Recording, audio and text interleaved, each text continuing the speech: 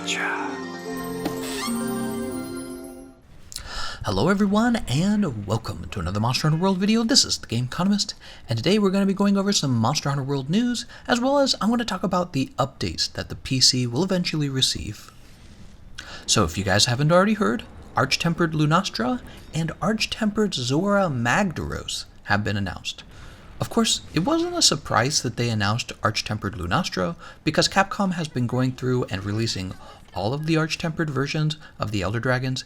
However, Arch-Tempered ZORAH Magdaros kind of is a surprise, because his fight is mostly, it's not like a normal monster fight. It's mostly just you running around, breaking his cores. They're like inanimate objects, right? You have a brief skirmish with Nergigante, which of course now everyone is predicting probably accurately that the skirmish will be against Arch-Tempered Nergigante, and finally you just sort of shoot some cannons at ZORAH Magdaros until he decides to go away. In fact, the fight against ZORAH Magdaros has been, in my opinion, a huge disappointment, because the game trailers released for Monster Hunter World back in the day made such a big deal out of him, and in the end it was really just you using a few basic game mechanics to easily defeat him, to the point where you're kind of getting bored of that fight, right? Like, who gets excited to go farm a ZORAH Magdaros gem? Not me anyways. But who knows, maybe that'll change. It's possible the Arch-Tempered version has been shrunk down and given a moveset, and we actually have to fight Arch-Tempered ZORAH Magdaros? But that's wishful thinking, and I'm sure all Capcom is going to do is pad the longevity of this game by giving him a much larger health bar so that he's harder to win against, and then release an awesome new set of Zora Gamma armor, which is the real reason everyone is going to be queuing up for this fight.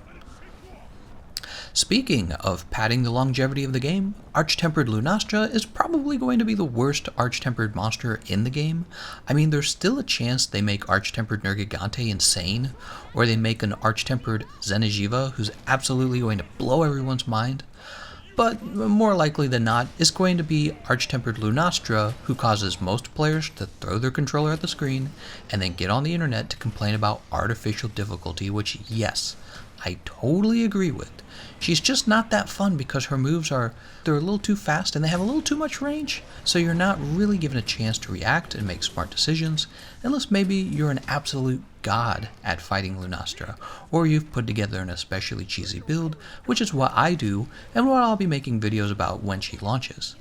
And not only will I be putting out cheesy builds along the way, I'm also going to be giving the new Zora Gamma armor set a full review, like you guys have seen with some of the other recent armor sets, as well as a full review for the new Lunastra Gamma set, though I'm not sure what they're going to do for her because her current beta and alpha armor is already top tier in some of the armor slots.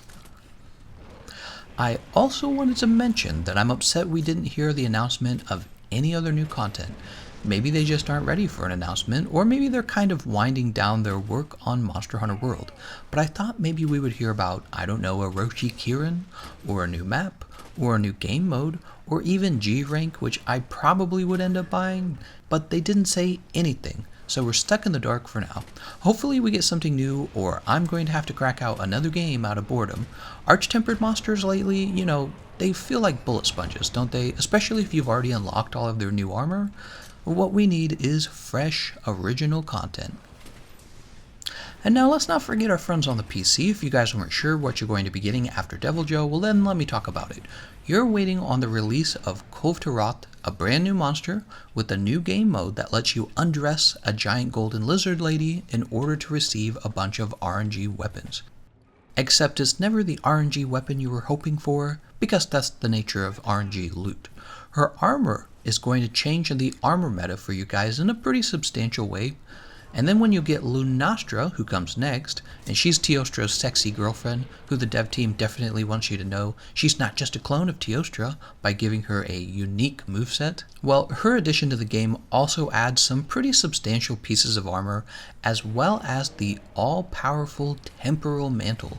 After that, you guys will start fighting the Arch-Tempered Elder Dragons, which, if you can't tell, are just beefier versions of the regular Tempered Elder Dragons, but they come with a new Gamma armor set each time, so you'll have that to look forward to at least, and then eventually you will receive one of the best designed monsters in the game, the Behemoth, only to discover he offers you a single weapon for some reason.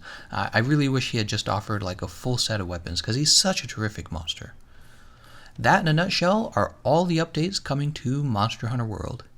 I want to thank you all for watching, and I'll see you guys next time.